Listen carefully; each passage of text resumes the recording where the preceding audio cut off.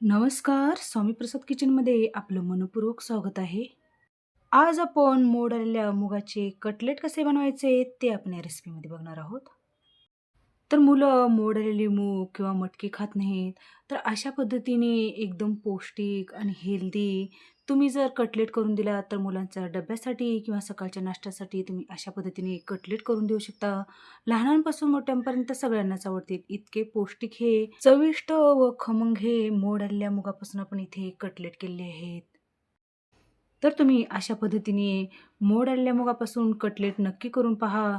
एकदाच जर केला तर तुम्ही आठवड्यातून 3 ते 4 वेळेस हे कटलेट करून खाल. इतके चविष्ट आणि खमंग हे कटलेट लागतात.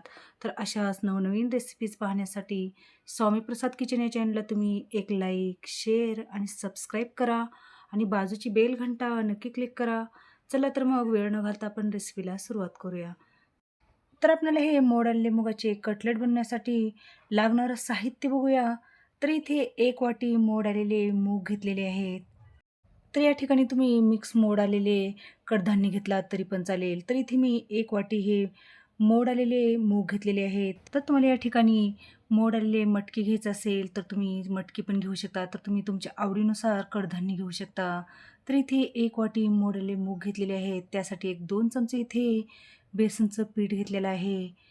त्याचसोबत इथे एक अर्धी वाटी किंवा 4 चमचे इथे जाड पोहे घेतलेले आहेत. जे आपण नाश्त्यासाठी पोहे घेतो ते पोहे घेतलेले आहेत. 1 चमचा इथे लाल मिरची पावडर घेतलेला आहे. तर मिरची पावडर तुम्ही तुमच्या आवडीनुसार कमी जास्त करून घेऊ शकता. एक पाव चमचा इथे हळद पावडर घेतलेला आहे आणि आपल्या कटलेटला चटपटीत चव येण्यासाठी मी इथे एक अर्धा चमचा चाट मसाला घेतलेला आहे. जर तुमच्याकडे चाट मसाला जर नसेल, तर तुम्ही या ठिकाणी आमचूर पावडर घेतलात तरी पण चालेल. त्याचसोबत इथे 2 हिरवी मिरचीचे तुकडे करून घेतलेले आहेत आणि बारीक चिरून घेतलेली कोथिंबीर, एक 2 ते 3 चमचे इथे तेल घेतलेलं आहे आणि चवीनुसार मीठ घेतलेलं आहे. तर सर्वात अगोदर आपल्याला एक मिक्सरचं भांडं घ्यायचं आहे आणि त्यामध्ये आपण जे जाडसर पोहे घेतलेले आहेत, ते पोहे आपल्याला मिक्सरच्या भांड्यामध्ये घालून घ्यायचं आहे आणि आपल्याला याची जाडसर छान पिठी बनवून घ्यायचं आहे. तर बघू शकता अशा पद्धतीने हे मिक्सरला जाडसर या पोह्याची पिठी बनवून घेतलेलं आहे. तर फार जास्त बारीक करायचं नाही. तर अशाच पद्धतीने आपल्याला हे जाडसर ही पिठी बनवून घ्यायचं आहे. तर हे पोह्याची पिठी आपल्याला एका डिशमध्ये काढून घ्यायचं आहे आणि त्याचसोबत आपल्याला याच मिक्सरच्या भांड्यामध्ये जे आपण मोडलेले मूग घेतलेले आहेत, ते मोडलेले मूग आपल्याला मिक्सरच्या भांड्यामध्ये घालायचं आहे. हे मूग पण आपल्याला जाडसरच वाटून घ्यायचं आहे. फार जास्त बारीक करायचं नाही. तर अशा पद्धतीने हे मोडलेले मूग आपले वाटून घेतलेले आहेत. तर हे मूग वाटत असताना आपण इथे एकही थेंब पाण्याचा न घालता हे मूग वाटून घेतलेले आहेत. कारण अगोदरच हे मोडलेले मूग आपले छान भिजलेले असतात, म्हणजे त्याच्यामध्ये ओलसरपणा असतं म्हणून आपल्याला इथे पाणी न घालता आपण हे मूग वाटून घेतलेले आहेत. तर हे मिक्सरचं भांडं बारीक असल्यामुळे मी ते मोडलेले मूग त्या मिक्सरच्या भांड्यामध्ये काढून घेतलं होतं. त्यामधलं अर्धे मूग काढून ठेवलं आणि नंतर आपल्याला दुसऱ्या बॅचमध्ये हे मूग वाटून घ्यायचे आहेत. तर यामध्ये आपल्याला एक अर्धा चमचा जिरं घालून घ्यायचं आहे आणि हिरवी मिरचीचे तुकडे घालून आपण जाडसर याला पण छान वाटून घ्यायचं आहे. तर आपण पोह्याची पिठी ज्या डिशमध्ये घालून ठेवलेली आहे, त्यामध्येच आपल्याला हे जाडसर मुगाची पेस्ट घालून घ्यायचं आहे आणि त्यामध्ये आपल्याला 1-2 चमचा बेसनचं पीठ घालायचं आहे. तर या ठिकाणी तुम्ही बेसनचं पीठ न घालता या ठिकाणी तुम्ही उकडून घेतलेले 2 बटाटे घालून घेतलात तरी पण ते कटलेट चवीला छान लागतात.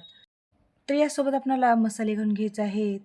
तर यामध्ये हळद पावडर घालून घेतलेला आहे, लाल मिरची पावडर आणि चाट मसाला घालून घेतलेला आहे. त्याचसोबत यामध्ये चवीनुसार मीठ घालून घेतलेलं आहे आणि बारीक चिरून घेतलेली कोथिंबीर घालून घेतलेली आहे. तर हे सगळं साहित्य घालून आपल्याला हाताने छान मिक्स करून घ्यायचं आहे.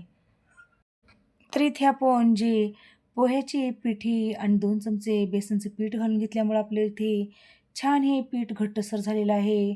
कारण जे आपण मूग भिजवून घेतलेलं आहे त्यामध्ये भरपूर प्रमाणामध्ये ओलसरपणा असतो. त्यामध्येच आपल्याला हे छान कटलेट बनवण्यासाठी मिश्रण बनवून घ्यायचं आहे. तर बघू शकता आपण इथे पोह्याची पिठी आणि बेसनचं पीठ घातल्यामुळे आपले एकदम कटलेट बनवण्यासाठी आपल्या इथे हे एकदम परफेक्ट आपल्या इथे हे मिश्रण बनवून तयार झालेलं आहे. तर इथे आपण एकही थेंब पाणी न घालता हे कटलेट बनवण्यासाठी हे मिश्रण तयार करून घेतलेलं आहे. तर लगेचच आपल्याला हाताला थोडंसं तेल लावून घ्यायचं आहे आणि हातावरती आपल्याला छोटे-छोटे साईजमध्ये कटलेट बनवून घ्यायचे आहेत. तर हे पीठ आपल्याला भिजत घालायची गरज लागत नाही. जर तुमच्याकडे टाईम असेल तर एक 10 मिनिटासाठी भिजू घालून ठेवलात तरी पण चालेल. तर हे मी पीठ मळून घेतल्यानंतर लगेचच हाताला तेल लावून घेतलेलं आहे आणि एक छोटा गोळा घेऊन अशा पद्धतीने छान दाबून आपल्याला मस्त गोल कटलेट करून घ्यायचे आहेत. तर पहिल्यांदा मी एका हाताने गोल करून घेतलेला आहे आणि दोन्ही हाताने आपण दाबून अशा पद्धतीने हे कटलेट बनवून घेतलेलं आहे. तर तुम्हाला ज्या आकारामध्ये कटलेट बनवून घ्यायचा असेल, गोल किंवा ओल आकारामध्ये तुम्ही कटलेट बनवून घेऊ शकता. तर बघू शकता मी इथे अशा पद्धतीने हे कटलेट बनवून घेतलेले आहेत. तर तुम्हाला मी आणखीन एक कटलेट करून दाखवणार आहे. तर बघू शकता आपण असा एखादा पिठाचा गोळा घ्यायचा आहे आणि आपल्याला हाताने दाबून दोन्ही हातांनी चपट्या आकारामध्ये कटलेट बनवून घ्यायचं आहे. तर इथे तुम्हाला आणखीन एक मी अशा पद्धतीने हे कटलेट बनवून दाखवलेलं आहे. तर अशाच पद्धतीने उरलेल्या सगळेच मिश्रणाचे आपण इथे कटलेट बनवून घेतलेले आहे. तर एवढ्या मिश्रणामध्ये आपले एक 7 ते 8 आपले इथे हे कटलेट बनवून तयार झालेले आहेत. तर बघू शकता एकदम मस्त गोल गरगरीत आपले इथे हे कटलेट बनवून घेतलेले आहेत. तर लगेचच आपण हे कटलेट शॅलो फ्राय करून घेऊया. त्यासाठी इथे गॅसवरती एक पॅन गरम करण्यासाठी ठेवलेला आहे. त्यामध्ये आपल्याला एक 2 चमचे तेल घालून घ्यायचं आहे. तर आपण जे कटलेट बनवून घेतलेले आहेत, ते एक-एक करून आपल्याला या पॅनमध्ये एक 3 ते 4 कटलेट ठेवून द्यायचं आहे. तर हे कटलेट आपल्याला भाजत असताना मंद गॅस करायचा आहे आणि दोन्ही साईडने आपल्याला खरपूस व खमंग आपल्याला हे कटलेट भाजून घ्यायचं आहेत.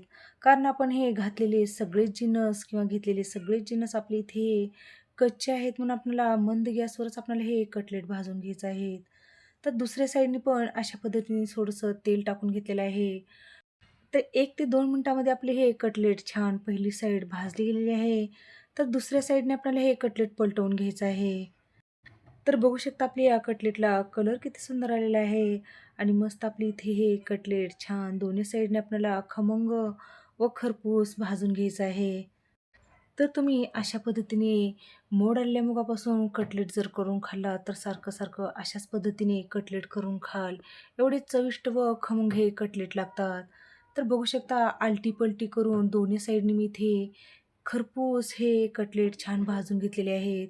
तर हे भाजून घेतलेले कटलेट आपल्याला एका डिशमध्ये काढून घ्यायचं आहे.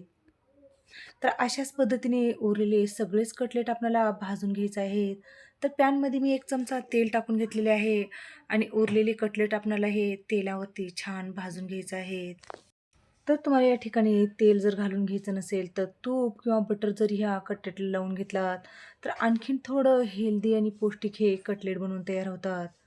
तर बघू शकता अशा पद्धतीने दोन्ही साईडनी आलटी-पलटी करून मी हे कटलेट छान भाजून घेतलेले आहेत. तर तुम्ही हे कटलेट भाजत असताना यावरती एखादं झाकण ठेवून किंवा वाफवून हे कटलेट घेतलात तरी पण चालेल. तर हे कटलेट आपण डिशमध्ये काढून घेऊया. तर इथे आपले अतिशय पौष्टिक आणि हेल्दी आपली इथे हे मोड आलेल्या मुगाचे आपली इथे कटलेट बनवून तयार झालेले आहेत.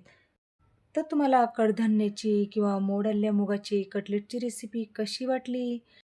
नक्की कमेंटमध्ये लिहून कळवा आणि अशाच नवनवीन रेसिपीज पाहण्यासाठी स्वामी प्रसाद किचन या चॅनलला तुम्ही एक लाईक, शेअर आणि सबस्क्राईब करा आणि बाजूची बेल घंटा नक्की क्लिक करा.